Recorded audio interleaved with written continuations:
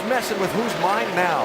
As we come back live to a race for 7th position between Jimmie Johnson and Brad Keselowski. This is Keselowski trying to pass Johnson. It's been Jimmie, as he should, trying to plant the seeds of doubt in his younger rival for the title's mind all week long. Jimmy's not going to wreck him or do anything like that, but in this scenario where the 2 cars down at the bottom and Jimmie crowds him a little bit, make him get in that corner a little harder, so make him make a mistake without ever touching him.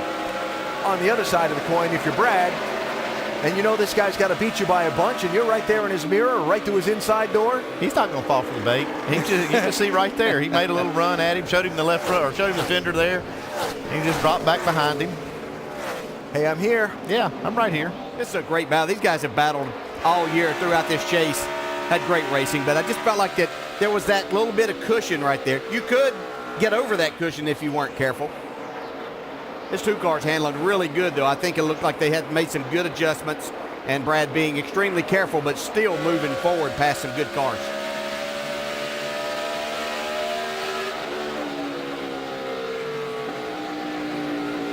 Jimmie Johnson said during NASCAR Countdown when he visited the pit studio live that, you know, he can't do anything foolish.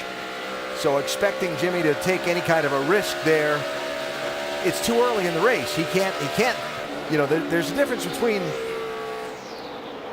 the risk you'll take at lap 250 of 267 and the risk you'll take now at lap 63, right? Yeah, absolutely. And, you know, as this race goes on, historically, we have somewhere close to 20 cars that finish on the lead lap. So we're not going to be able to say, even though Brad might be running in front of Jimmie, which looks like everything will be just fine, but if that gets up towards the front where that's happening and Jimmie's close enough to the front, if Brad should have any kind of issue late in the race with that many cars on the lead lap, then it could change things dramatically.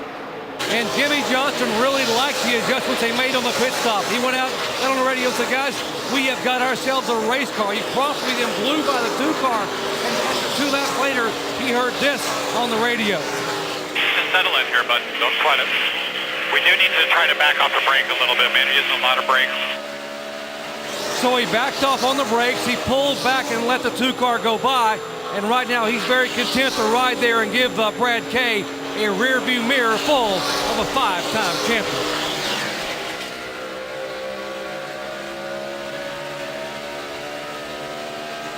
On board Jimmie Johnson at 189 miles an hour on our Mobil 1 telemetry. I just don't know. I couldn't keep my mouth shut if I was a spotter. I would say, let him go. I mean, there's no real reason to be racing him at this point. I know that's not what Brad wants to hear. He'll make the decision, and he's made good decisions on the track, but he finally does look like he's going to let him go. Brad said to us before the race, he said, I'm just going to run my race. I don't want to change up what I normally do. Obviously, he's sticking to that game plan for the most part. And I don't know about your reaction, but I heard him say that, and my first reaction was, yeah, okay, we'll see what happens when you get in the race. But he's kind of sticking to it. He's making it happen, and that's what he's done. I mean, he's been very much in control of this race car throughout the entire chase, knowing what he's capable of and what he's not at that particular time.